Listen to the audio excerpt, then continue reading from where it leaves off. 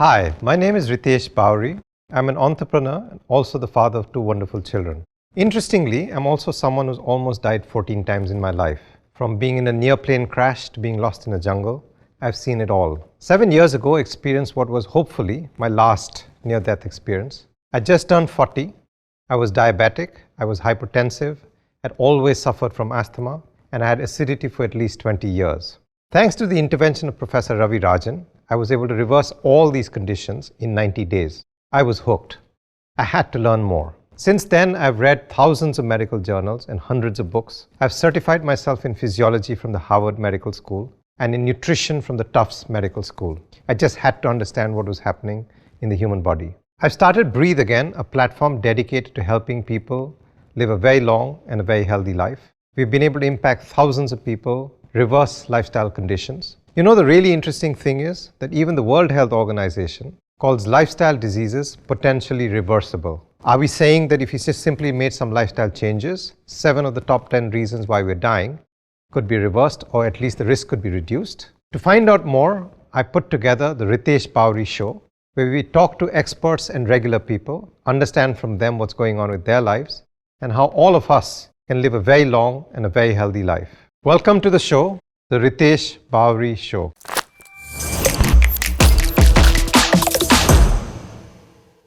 I'm really excited to welcome my good friend Vivek Tannan to the show. Vivek and I actually go back a long way. We went to school together at the University of Michigan. I know today we live in a world where we talk about nutraceuticals as a stack. We literally show off the stack that we have. But him and his family have been in this business for over 4 decades. They literally pioneered the world of nutraceuticals. He's, in my opinion, one of the top nutraceutical manufacturers in the world. So today we're going to talk about nutraceuticals, what they are, what they do for you, and why you should make it a part of your daily diet. So welcome to the show, the Ritesh Bawri Show. Welcome, Vivek. Welcome to the show. I'm really excited to have you here. We're going to talk about everything nutraceutical. So let's just start at the very beginning. You know, I'm someone who's really big on nutrition, but I think there's a difference between nutrition and nutraceuticals. So if you could just start at the beginning and explain what is nutraceuticals. Firstly, thank you for having me, Ritesh. It's wonderful to be here. Nutrition and nutraceuticals are in the same family, but a little different. Sure. So nutraceuticals are the bridge between food and pharmaceuticals. So there's a lot of benefit you get from food, and then pharmaceuticals you don't want to take in many cases unless you have to. So nutraceuticals are elements of food which you can take for preventive healthcare, even for curative healthcare, and even for general well-being without having to take pharmaceuticals. So it's before you take pharmaceuticals, take nutraceuticals, so you avoid pharmaceuticals. That's the whole purpose. Sure. Fascinating. So, many people argue that, nature has everything. Just eat whole foods. Why would you need nutraceuticals? There is this argument that, perhaps there is a little bit of selling going on. But in my whole experience, I found that while nutrition and food may in theory have everything, let's just start with soil. Like soil is depleted tremendously in the last 100 years. Is that the bridge that we're trying to carry, or is that something beyond that? That is part of the bridge that we're trying to carry. Whole foods, in my opinion, are the best option. But in many cases, either those relevant foods that you need are not available, or the concentrations of the benefit you get. For example, I'll give an example of magnesium. Mm-hmm. Magnesium, you need 310 milligram a day as per the clinical studies. To have that, you have 2.5 cups of spinach every day. Sure. Now, many of us can't have 2.5 cups of spinach every day. So it gives you the benefit of the whole foods, but in a much easier and more concentrated way to kind of have them, so you don't have to do the hard work of having so much of the regular food. Sure. And then let's move to absorption. So let's say in theory, I'm supplementing or adding to my nutrition profile by adding a nutraceutical. Right. One of the arguments made is that you don't absorb, or it's not as bioabsorbed as whole foods or natural foods. How far is that true? Like, is it something you can absorb? No, I think it is true.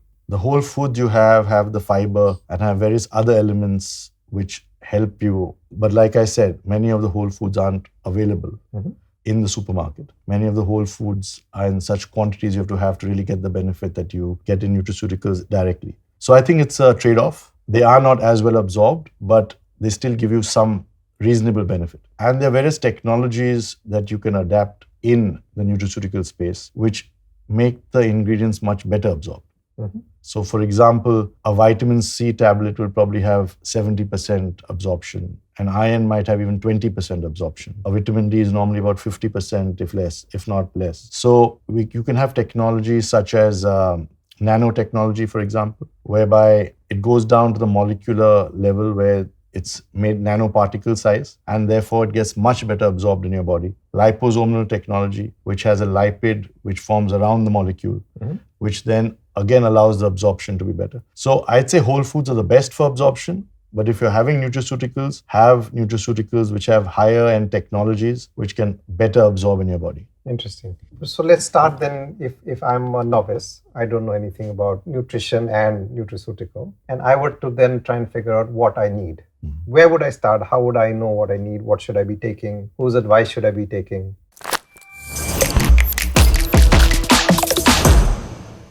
Thank you for watching. Being connected to each other is easily one of the most powerful emotions a human being can feel. On that note, I have a very small request to make of you. Lots of you watch this channel, but not all of you subscribe to this channel. If you subscribe, you'll get notified of all the new episodes that we're going to be releasing very shortly. We've had some fascinating conversations with some amazing people who have so many powerful lessons to teach. So please do subscribe. If you subscribe to the channel, you will know about all the new episodes we're releasing. So please subscribe now. So there are two ways of doing this. One is one goes to a nutritionist or a doctor and says, have your blood reports, etc. And then you see where you're deficient. So that's one way of supplementing where you're already deficient. If you're deficient in vitamin D, you have a vitamin D supplement, etc. Now that's a simple, easy way to do things. But nutraceuticals are a lot broader than that. Because nutraceuticals also have many ingredients which don't show up on your blood report immediately. So you have ingredients which improve your liver, for example, but it happens over time. There are ingredients which improve your longevity in terms of anti-aging. There are various ingredients for joint health. So the way I would start off is first visiting a doctor or a nutritionist, seeing where my basic gaps are, and those are the low-hanging fruit. Have those to start with. And then see which are the conditions that you feel you need to address. And that also, Ritesh, depends on the stage of life. So if you're someone who's older, joint care is more important. So you can start having something for your joints. If you're someone who's a lady who's menopausal, you know that at that stage, you need to have certain other products like isoflavones, etc. So if I was a consumer to start with, I'd first go to my nutritionist, go to my doctor, understand based on my blood reports, based on the stage of my life, what is it that would be important for me? And then start having supplements and nutraceuticals for those conditions. Really interesting, and you mentioned it twice already, where you said go to either a doctor or an expert, let us say. Yeah. But I think most of the people just follow social media, right? They'll go to Instagram, they'll say, here's this cool guy who's talking about this, that, or the other. And I think because we are so anxious about our health, right, that we're almost willing to absorb anything that comes in. So I know we'll talk about lifestyle and life sort of stages, but I just want to go back and talk about source of information. What's your thought on social media pushing? I mean, of course, it's great for sales, but are people being misled? I think so. We can't make a blanket statement that they're always misled. There may be some credible sources on social media as well. But in general, I think any promotion that says it's a cure-all or it's wonderful in all ways is always the first red flag. Because there are very few products or ingredients that are cure-all the way they are positioned. Also, while there might be some clinical evidence for a certain ingredient to do well in a certain indication, but they don't talk about what the dose should be, what the ingredient source should be, how the negatives such as, the pesticides, heavy metals, etc. in that product, what the downsides are. So I wouldn't believe social media as it is. If there's a concept that interests me, I would look at that concept and then go to someone who has the knowledge and say, I saw this. Does it make sense for me to have it? And if so, in what sort of dose? Interesting. So then now let's go back to when a newborn child, 1 or 2 years old, 5 years old, 10 years old, when should I really be starting nutraceuticals? And then what's the sort of phases? A baby or a very young child, I don't think, in my personal opinion, they need any nutraceuticals. Okay. they have mother's milk, they have various other basic foods which are well established, unless a pediatrician says there's a deficiency. So if a pediatrician says this child has a deficiency of iron or has a deficiency in something, then of course, supplement that deficiency. But usually for small babies, I would not feel that's necessary. As the child grows up a little bit, I'd say 1, 2, 3 years old and beyond, then you can have certain things like, we do a product called cod liver oil, which is very, very well established with young children because they believe it's good for immunity, it's good for brain development because of the DHA, it's good for bones and teeth. So those are developmental sort of things with no side effects. So unless it's something very well established and credible, I would not give a child any supplementation unless it's necessary. Okay. So then what's that age at which you say, okay, fine, now you can open up the box, so to speak? So I think that age is getting lower over time. Sure, of course, absolutely. So originally you'd have more supplements when you were in your 30s and beyond.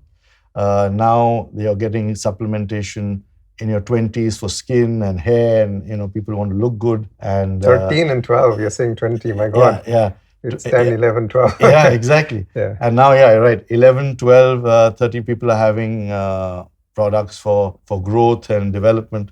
So I think that whole bar is resetting to a lower age. But most nutraceuticals are consumed by people above 30. Okay. And if you look at the different stages in life, in your 20s, you start having supplements. If you're a sports person, you can have supplements for sports, for your joints, bones. If you're getting into your 30s, then you have things for vitality and energy.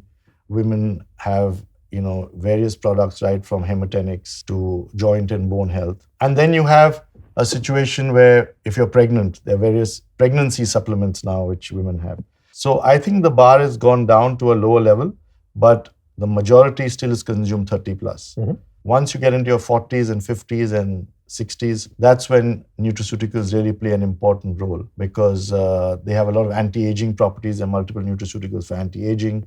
There are nutraceuticals for hair and skin, sure, which become very critical at that stage. Joint health, menopause in women. So I think from my perspective, the younger you are, the less you need, but that is changing. Sure. And I just want to focus on that a little bit, and then we'll move on to the, what do you really do? Like in children, for example, like I can give you my own personal example. I didn't know it then, but I was severely calcium deficient. So I'd get like severe leg pain. And my mother would tie my leg just to stop that pain. I didn't know I was calcium deficient. I didn't know I was vitamin D deficient.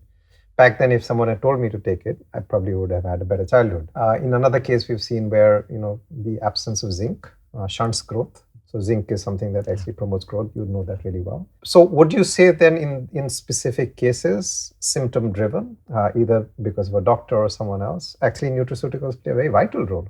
Absolutely. And that's what I was saying, that when you see a symptom, go to your doctor, see the cause of that symptom. And then if that symptom can be improved or cured with a supplement, definitely. So like you said, zinc is a great supplement if you have growth issue. Mm-hmm. You can have a situation where calcium is required, like you also mentioned. You can have iron deficiency. There could be anemia. So wherever there is a specific condition or a symptom, I think then definitely it helps supplement it, sure, but not generally. Sure. So would it then be fair to say that it would be great advice for everyone to be more aware of what's happening with the body, what's happening in terms of symptoms, and then symptom specific, do whatever research you need to do? Absolutely. I think we have to be much more aware because there are solutions now. Yeah. So if you're aware that there is something going wrong, you're feeling something is wrong, take action. Get to a doctor, get to a nutritionist, and then say, what can I have to actually help me? Very interesting. Okay, let's move on. Let's talk about form. So if you look at the spectrum could be, for example, I buy whole turmeric, I grind it in my kitchen. My grandmother grinds it in my kitchen, to all the way through to synthetics. In your understanding, can you walk me through that? Like, what are the different forms? What are the different ways? Which ones are more bioavailable? What should I be doing? Which one should I be taking? Sure. Is that age adjusted? Is that maybe gender adjusted? Is that even community adjusted? I don't know. So this is really something I'd be very fascinated to learn. So having it at home, of course, is the most pure form because you can buy it, you can see it, you can blend it yourself. You know, there's no additives, no impurities in it. So that I think is the best option. However, like I mentioned earlier, that might not be the most efficacious option because the quantum you have to really make a difference is significant. So one can start by doing these basic things at home. So like having a little turmeric every day, having even with turmeric, for example, if you have it with pepper, the absorption is better, right? The pepperin helps the absorption of curcumin specifically. But if you do a little research and think about what sort of ingredient works well with what, that's something that you can do at home, and have a little bit of a kind of standard that every day I'll have a little bit of something that I know it does well for me. So that's the basic part. Then you move to the next level where you say, okay, there's certain things that I don't get from my diet. And that's what dietary supplements are, where I don't get enough of vitamin A, B, or C. And therefore I have a little vitamin A, B, or C. Without going to a doctor, you can supplement it yourself and have a vitamin A pill or a vitamin B pill. And that becomes a supplementation to your normal food, which you might not get in your normal diet. Then comes the more complex things where you say, okay, now I want to do something for my joints. I want to do something for my heart. And then you look at, ingredients like coenzyme Q10, which are very safe, but you have it every day. You could do products for your joints like a glucosamine or a collagen, which, it's a daily nutraceutical that helps keep it in shape, not necessarily to cure it, but helps keep it in shape. So that's the basic part. Now, if you look at which forms they are in, you can have products in soft gels. Soft gels to me are a very good form of dietary supplements in the soft gel dosage form. A soft gelatin capsule is one which is with a liquid center, and it's a capsule that's made because they are better absorbed, because you're already in a liquid state. So anything that's in a liquid state automatically gets absorbed better in your body usually. I see. I didn't know this. Yeah. Okay. Because a liquid state, it's always better.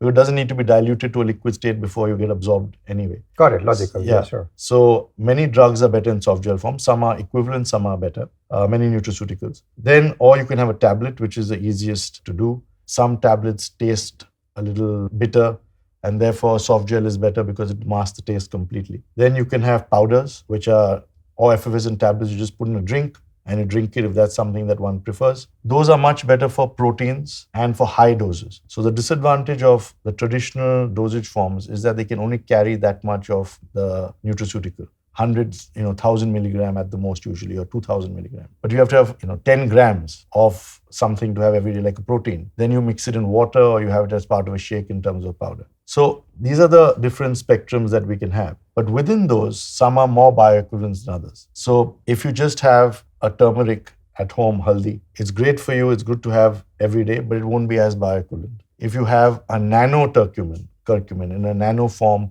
like I explained, is where it's down to the small molecules which get absorbed, then that you can have in a capsule or a tablet or a soft gel, where that becomes much better to absorb. So I think it's a science out there, right from starting off on a daily basis, right to having something which is far more advanced. There's a lot of research that can go in there. But I would, to a lay person, say start small, start with your basic things every day, build up to some supplementation in terms of a calcium for women, especially if they have, calcium deficiencies, or just a few supplementations. And then you move into real nutraceuticals for longevity. And we'll talk about that.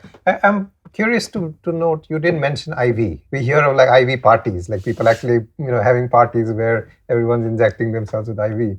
What was your thought on that? Like, it's not something. So I'm not a believer in IV, quite honestly, because firstly, I don't know in which regulation it falls. Sure. Because the Indian regulation on food and nutraceuticals is the FSSAI. And they have very stringent norms on limits, which you can have as a nutraceutical before it moves into a drug, right? And these IVs give such high concentrations, which go straight into your bloodstream, that I really don't know how safe it is either. Okay. So I think it's a fad. It really gives someone that little boost they want and that high. But long term, how much toxicity is in there, how they're affecting your kidneys, how they're affecting the rest of your body, I think no one knows yet. Okay. So I'm not a big proponent of them, but some people swear by them. Interesting. There are actually companies, there are startups now that do like IV only clinics. Yeah. So okay, this is really interesting. You talked about I think nutraceuticals in the context of like ailments, but I think nutraceuticals have also taken a life of their own in the context of longevity, right? So I don't want to take names, but there are people pushing different kinds of molecules, resveratrol, NMN, etc., etc., etc. What are your thoughts on that? Is that still undiscovered science? Is that something that's already sort of well understood? Is that something I should be doing? So I think longevity and nutraceuticals have a very strong connection. Okay. Because a lot of these studies that have come out, they have initial data which is positive. I don't think there's any studies which really show how much it increases longevity in an individual, but the initial studies show that it has strong effect on anti-aging, Okay. on mitochondrial activity, on showing that the cells age less, to keep it simple, right? Okay. So a lot of these ingredients are clinically backed, which show that they have benefits of anti-aging. They lower the age of the cells, or I won't say they lower the age of the cells, but they reduce the aging of the cells. Let's put it that way. Okay. And in future, they're talking about nutraceuticals, which will actually Reverse it. Yeah, I'm sure. But right now, I think at least it's slowing the aging process. And there's some data to collaborate that. So I think it's something worth looking into for sure, because most of them don't seem to have any side effects. Got it. So there's no real negative of having them. Got it. So then if you just push on that envelope of longevity, what age should I be starting? In your understanding, what should I be doing? Which sort of maybe supplements I should be looking at? So in anti-aging, I think a lot of them are antioxidants. Okay. In some form or the other. They have different names, have different views, but antioxidants means that your body ages because of oxidation. Sure.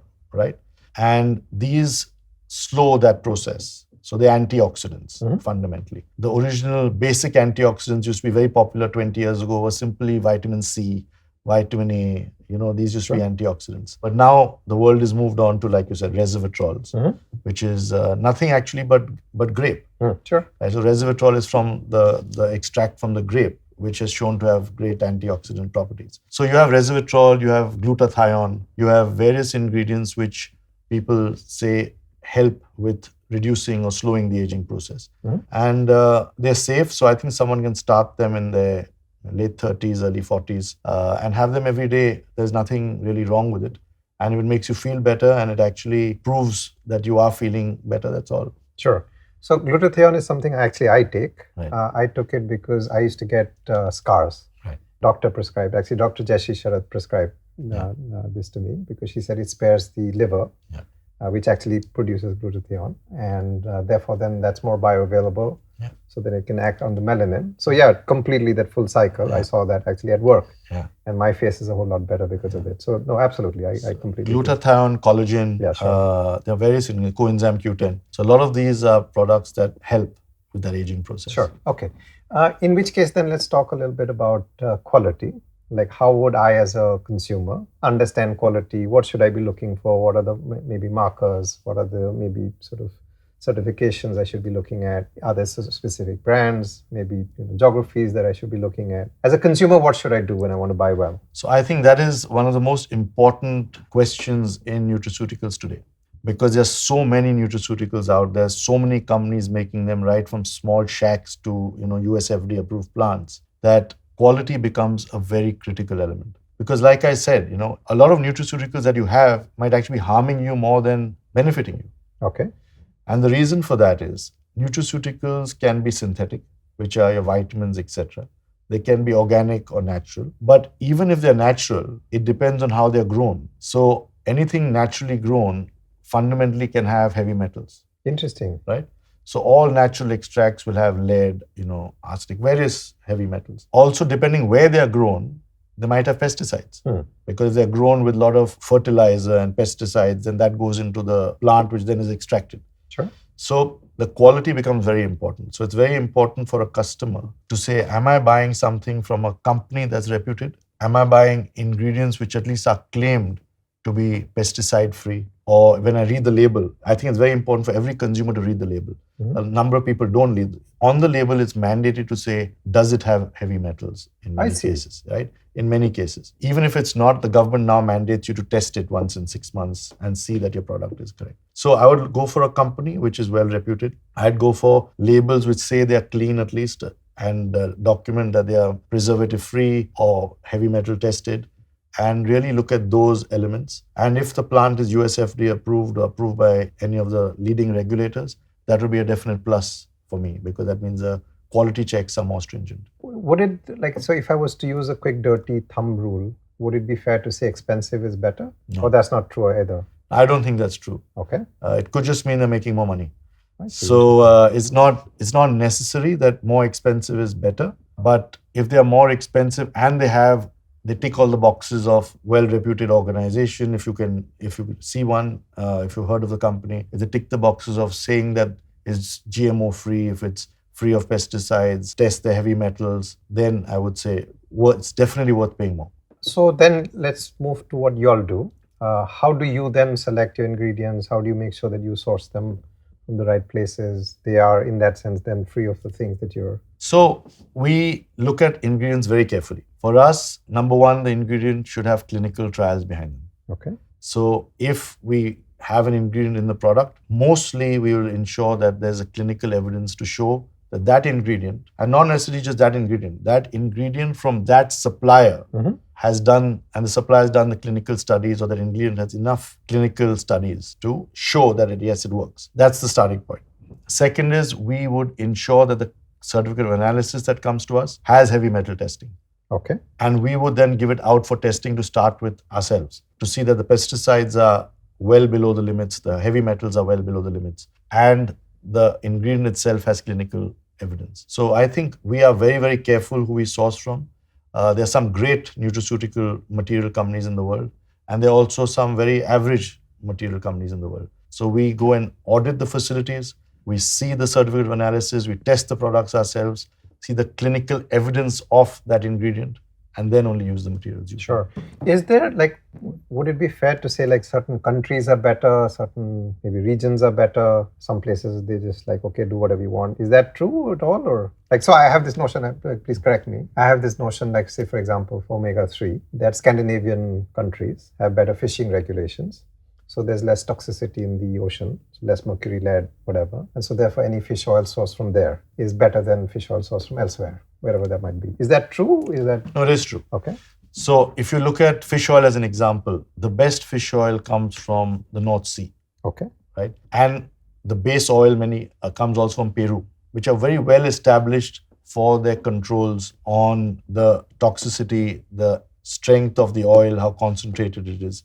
So I definitely agree with you. There's certain areas where these have become very strong industries, where they're very well controlled. And there are some places where there's no control, but you still get the same fish oil. So I would definitely recommend going with certain areas for certain products. And so how would I, like as a consumer, how would I know? It's not always very obvious, but I would always try to go with an area where that is well known for that ingredient. So either you could research it. Anyone says Alaskan fish oil and Norwegian fish oil, etc. So when it's claimed to be Norwegian or Alaskan or in those areas, it's on the label, so it's easy to check. But otherwise, if I'm really interested in an ingredient, I'd do a little research on it, go on the net, see which are the best areas of development of fish oil or any other ingredient for that matter. Do a little homework before you buy. I would say that for sure. For example, China makes a number of ingredients. Some of them are home to China. So like an evening primrose oil, it's grown in China. So I'd say evening primrose oil from China is probably one of the best. The best, sure. Right? But if you say fish oil from China, which also China supplies a lot of, I would say maybe not, because it's not the traditional way where it's actually, the source is the most efficacious. Interesting. But like, again, I'm so sorry I'm asking as a consumer. So let's say, one or two ingredients I could do research. Right. But let's say I had like 6 or 7. Suddenly now, like, I'm asking myself, like, what am I doing? Am I doing research or am I, having... So is there like an easier way to do this? Is like, I just trust a brand? Yeah, I think then it comes down to trusting a brand. Yeah, okay. I think then it comes down to trusting the company and trusting the brand. Right.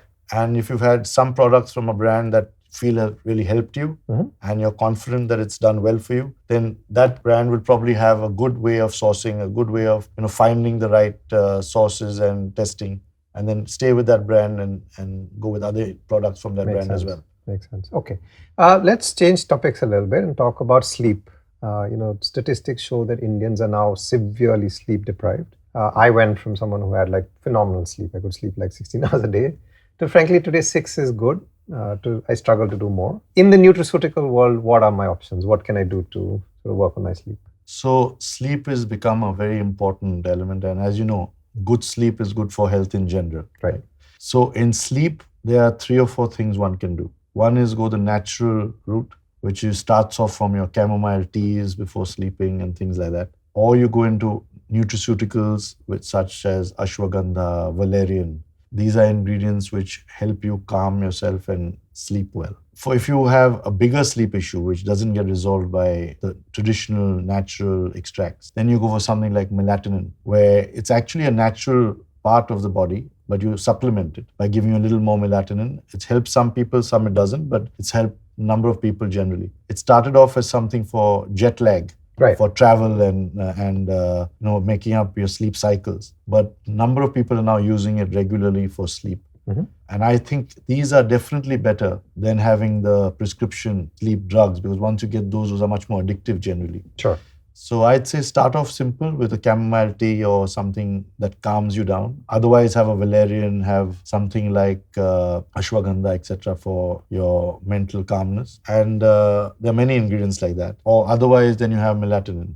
And sometimes there are combinations as well. Is there like a dosage? Is it like weight adjusted, gender adjusted? It's still it's not a science yet. Okay. It just depends on what helps the particular person. Someone with 3 milligram melatonin gets great sleep. Someone with 10 milligram of melatonin still doesn't sleep well. Interesting. So I think start with a smaller dose, see how well it works, and then up the dose from there, up to a level that is considered safe. And that, normally in India, they won't allow you to sell products which are not considered safe in general in terms of dosing, if it's complying with the laws. So that's what I would do. But a lot of, as you know, a lot of sleep is also stress and lifestyle and what you do just before you sleep and how your mind is turned on or off. So I think there's no substitute for those basic principles, but this can just help. Sure. Which actually brings me to the next topic, which was stress. So as you know, sleep is a huge issue in India, I think, or globally actually, frankly. I think stress is equally a huge issue. What can I do as far as stress is concerned, nutraceutically?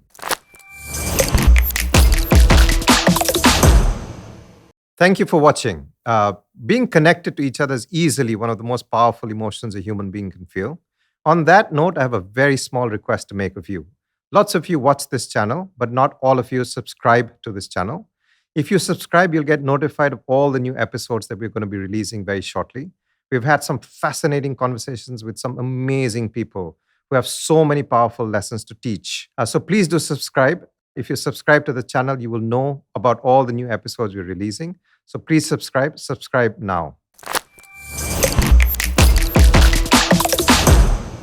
Again, nutraceuticals will play only an add-on role. Yeah, sure. But I think there's Very no sensible. nutraceutical that I know that gets you stress-free. Sure. So I wish there was. that would be the best and The holy ultimate grail. product in the Yeah, world, yeah, right? sure. For the population today. But considering you do all the elements which reduce your stress through lifestyle, on top of that, the add-on could be something like something for your mind, like an ashwagandha. It could be some stress products which just give you the right amounts of supplementation, which lower, as you get stressed, there's certain elements in your body that get diluted.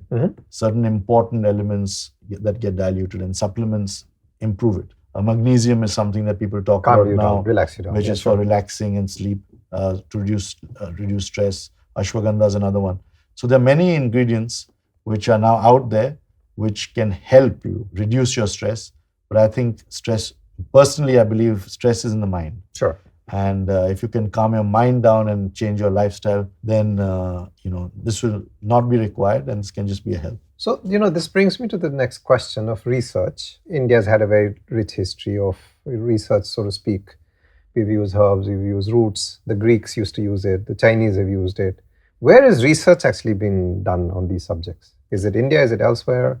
Most research that I know of now is being done in the West or in developed countries in general. While the ingredients might be sourced from India, Greece, and various other countries, the actual clinical studies are being done in many, many developed nations. I think there's a reason for that.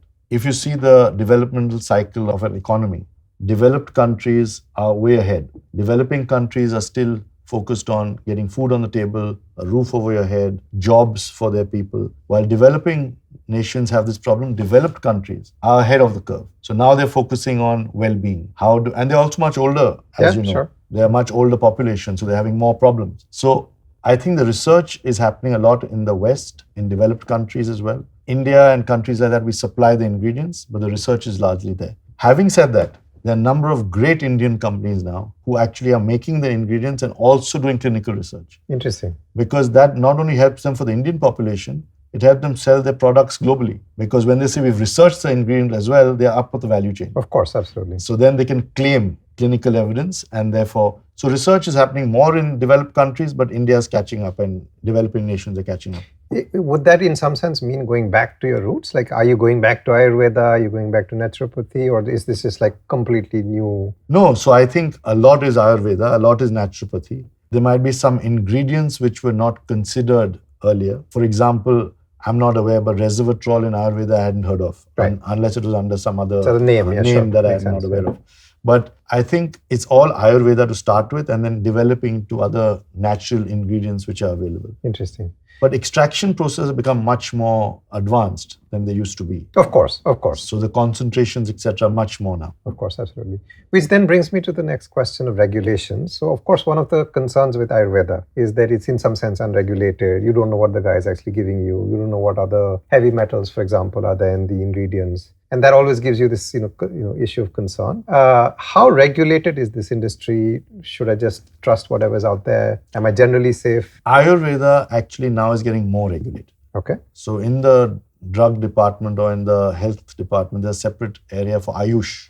Yeah, sure. Which is of Ayurveda, right? Yeah. And they have their stringent norms, etc. But my only concern is that how controlled are the manufacturers? I'll give you an example. A cousin of mine was having an Ayurvedic supplement for many, many years, and she was switching to another one, and someone had recommended one to her. So she asked me, should I have this? So I said, I don't know as much about Ayurveda in terms of Ayurveda, but what I would do is, because Ayurveda is from extracts, I would at least have the material tested. So I gave her a lab's name. I said, please just have this material tested. So she had it tested, and it had high levels of heavy metals. And therefore, while it was manufactured, it had these heavy metals. Right. Now, my view is that if it's a good manufacturer following the regulation in India, you're well protected. Got it. Because the regulations have become far better. The regulations are quite stringent now. So if their manufacturers approved by the government of India and manufacturing with those norms, I think you are reasonably well protected now compared to where you were earlier. Got it. Okay. Which finally brings me to the most interesting question personally. I'm someone who's always fascinated by this, which is this notion of personalization, right? So there's this argument that each individual is unique. My microbiome is unique. My genetics are unique. My lifestyle is unique. My beliefs actually then start shaping my body. So then that makes me unique in some ways. But we live in a world where, you're prescribed like what I'd call like broad-based sort of cures, right? So whether it's zinc, whether it's magnesium, whether it's vitamins, it doesn't really matter. It is a generic let's say recommendation. Where are we in personalization? Would I someday be able to buy a coffee pot that just gave me everything I needed, personalized for me, given my lifestyle, whatever? Is that on the horizon? Is it ever going to happen? So the world is moving in that direction. Okay. Earlier there were basic norms which are broad but specialized as well. So it said someone within the age bracket of X to Y should have so many milligram of a vitamin. If it's a woman between this and this age, you should have so much of an iron or a calcium. So there were buckets, broad buckets, but not personalized. Now it's becoming far more personalized. Okay. There are many companies around the world who are working on situations where they say, you come to us, we test you, we do all the tests, and then we give you supplements very specific to exactly what you need. Okay. Right? So that's personalized well-being, as they call it. It's a part of a package where you do all your nutrition, etc., and plus you have the supplements that you really need. So I think the world is definitely going into that. Right now, it's more one-on-one with companies where it's niche, but it will move much more broad, in my opinion, especially with AI and the way the world is going. I think there'll be a time when you can just upload, your data, whether it be tests, whether it be your psychology or the lifestyle and what you're doing, and someone will come out and say, okay, these are the 5 best products for you, which you can buy, or which we recommend that we supply to you. Sure, right? Sure. So I think the world is definitely moving into personalized nutrition because everyone is different. Yeah. everyone is different, and what's good for you might not be good for me, and what's good for me might not be good for you. Exactly. And so, what we see in our experience is that, like, I can just give you my own personal example. I track extensively. Right. So I've been wearing a watch for 10 plus years. I've tried the Whoop, I've tried the Aura. I do HRV measurements. I've got a strap. My weighing Wow. scale is now automated. So my weight I can't bluff anymore. You're I can't lie. You're technologically really Yeah, smart. I can't lie about my weight anymore because my weight just gets uploaded directly onto the thing. I think the direction we're moving in is also then integrating my home, the data in my home, whether it's temperature, whether it's VOC materials, et cetera, et cetera, et cetera. Right. All of that in some sense going up somewhere, Right. that data being analyzed. And I think you need libraries. I think that's what's really missing, the library to take all that data, make sense of it, and then come back and say, okay, here's... do something with it. Do something with it, exactly. Yeah. I think that's really what's missing. Yeah, that's a great opportunity actually. Yeah. So if you can have a situation where you could get data, and of course in a private, secure way, because people don't want to share their data as well, because today it's so rampant that security issues are there. But if you can provide that sort of comfort, that data is being given in a very secure manner, and then either through nutritionists, doctors, or AI as a combination can say what's really good for someone and recommend those ingredients or those products, I think that's the future. Right. So what, 5, 7, 10 years from now or sooner? I think sooner. Sooner than that. Wonderful. I think sooner. Wonderful. No, so I think we are moving in that direction of personalization. Okay, wonderful. This has been really, really fascinating. I've really enjoyed having this conversation with you. I've learned so much. As always, it's always fun to have you, to chat with you, to speak with you. Thank you for coming. Thank you for coming to the show. Thank you so much, Ritesh. It was wonderful being here, and thank you for this opportunity.